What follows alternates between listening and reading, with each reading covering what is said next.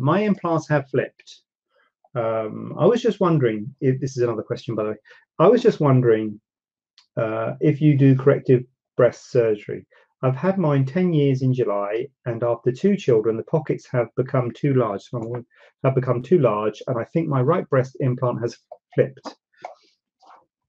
10 years in July, 2 children's pockets become large, right breast implant has flipped. Okay, so flipping, there's 2 ways that implants can flip. One way is, well, I guess whether you're going to call it flipping, but the most common way of implants to move and it be a problem is rotation of teardrop implants. So teardrop implants have, I don't know if I've got some teardrop implants. Well, they're like teardrop, yeah, shape. So they can rotate. So that's probably the most common moving of an implant problem. Flipping suggests back to front flipping, which is pretty rare. Pretty rare. It does happen, and I had one not that long ago. But having said that, it is pretty that I haven't had one for years, so it's a pretty rare thing, but it can happen.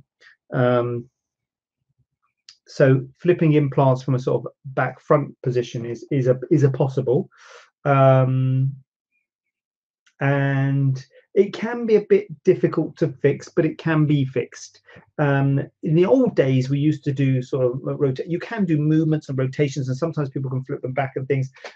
The problem is if the pocket is too big and if the implant isn't adherent to the pocket, which sort of by definition it isn't, otherwise it wouldn't be flipping, you sort of really have to say, look, I'm going to live with it and accept it, or I am going to do something about it.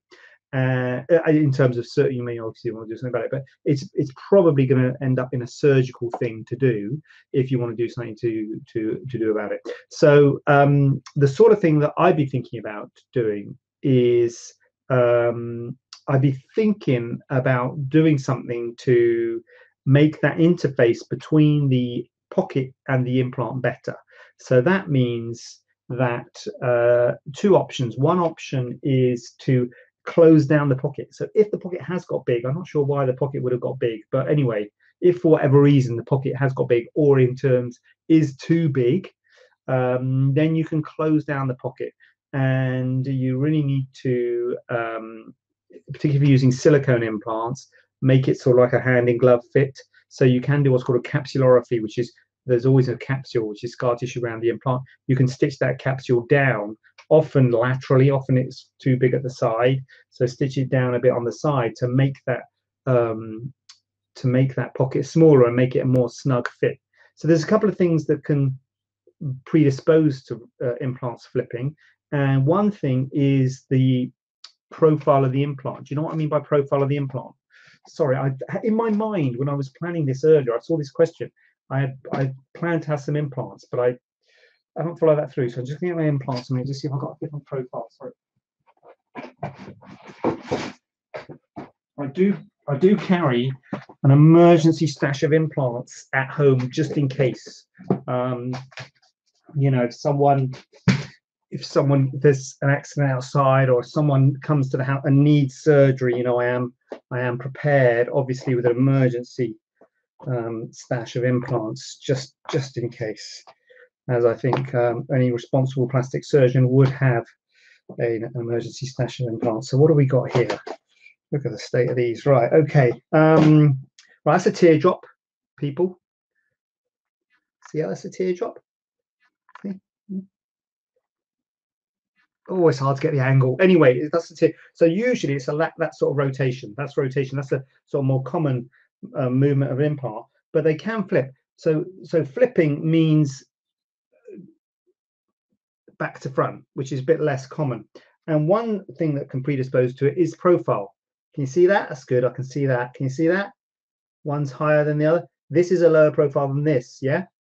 So this is a bit more like a pancake. This is a bit more like a ball. And the pancake one, the lower profile one, is less likely to flip. It's more difficult to flip that. As you get higher profile, like if you've got like an extra high profile, which is like a ball, the more ball-like it is, the more likely it is to flip. So the higher, it's a rare complication, I've got to say. So don't go, you know, I wouldn't necessarily make that a decision for I tell you what, is it the kids? I bet it's the kids on this Instagram thing. The kids are on the internet and they're messing it up, aren't they? I bet they are.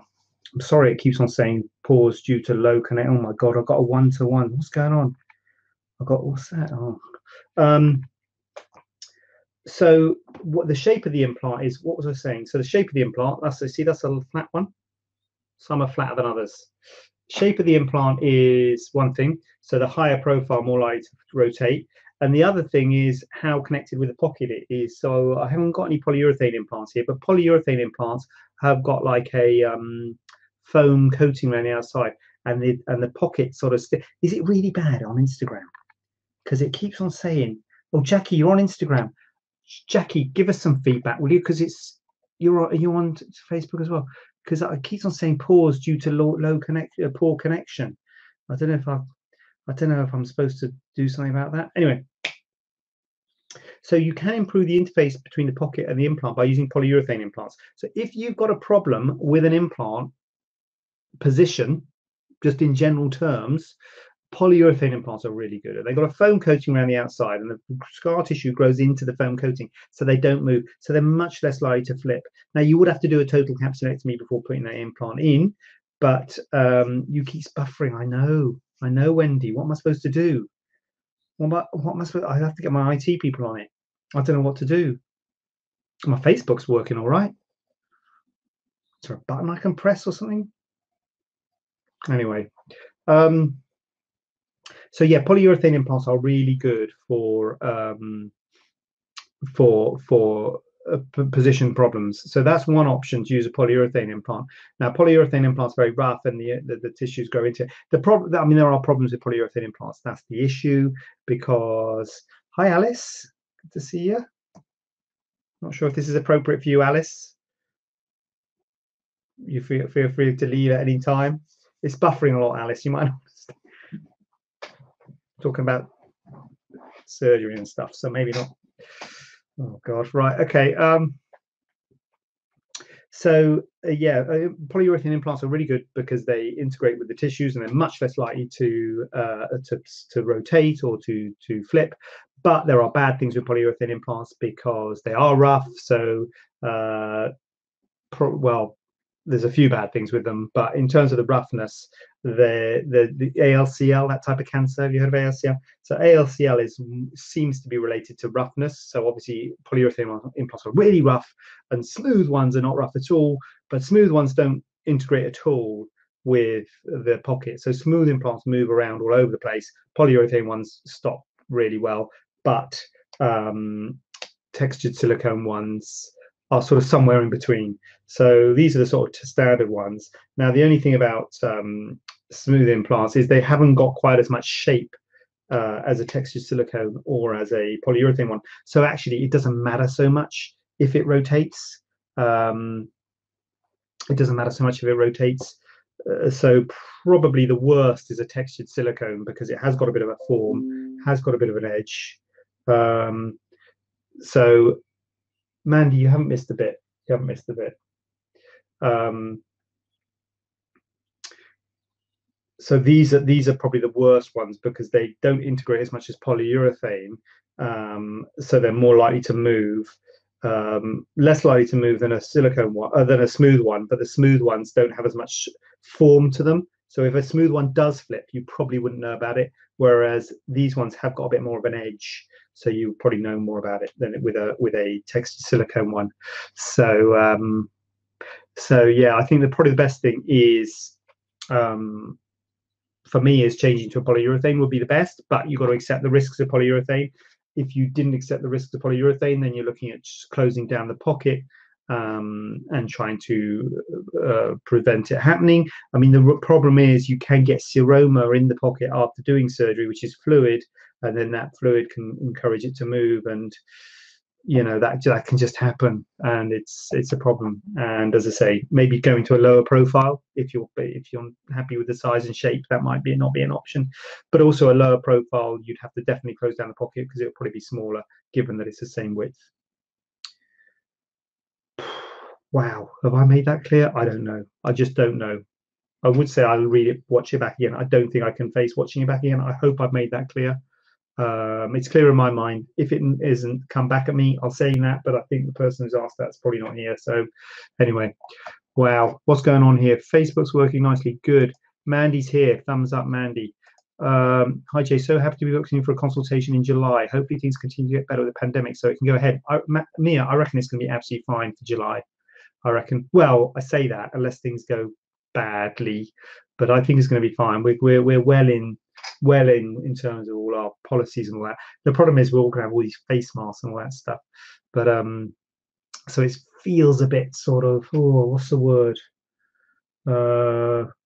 Not frightening, but a bit impersonal. You know, it just I know it just takes something away, doesn't it? Don't you think? The face masks and all that. I think it takes something away. But what can you? I'm not dissing it. I'm not disrespecting it. We've got to do it. We've got to do it.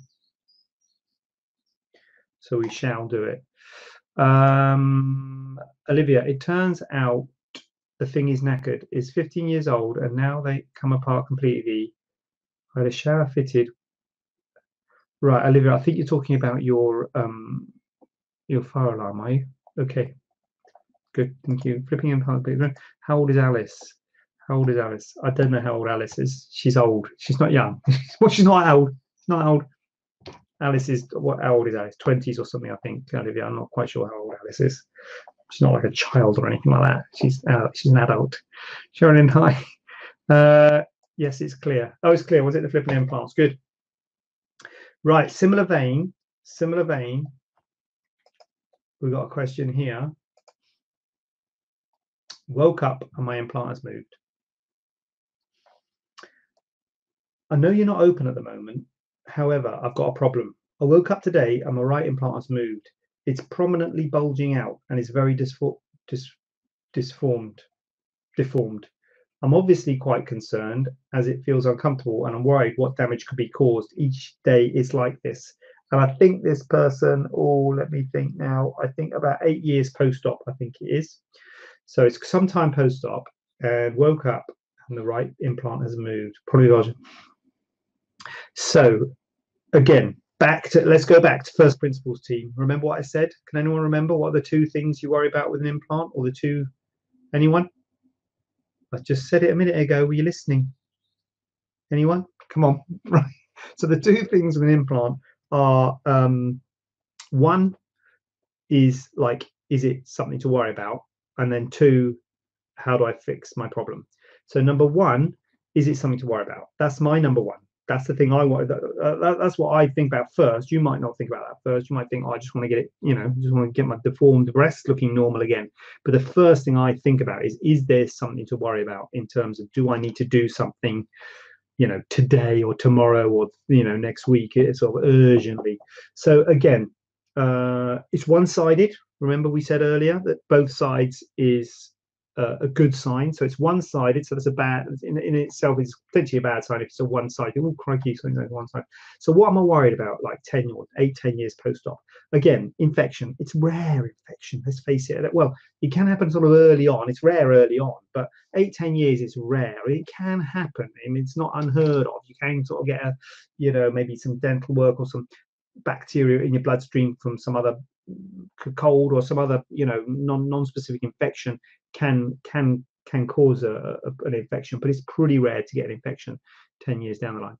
An infection presents itself as a lump, as a swelling, red, hot, tender, painful. We all know what infection is: red, hot, tender, swollen, painful.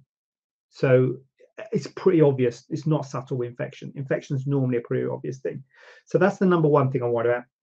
Number two thing I'm worried about, in terms of a breast, we worry about lumps, we worry about swelling. We worry about, if you're implants, you've got the ALCL thing, but let's face it, never mind the implants, there's a breast there as well. Let's not forget there's a breast there as well.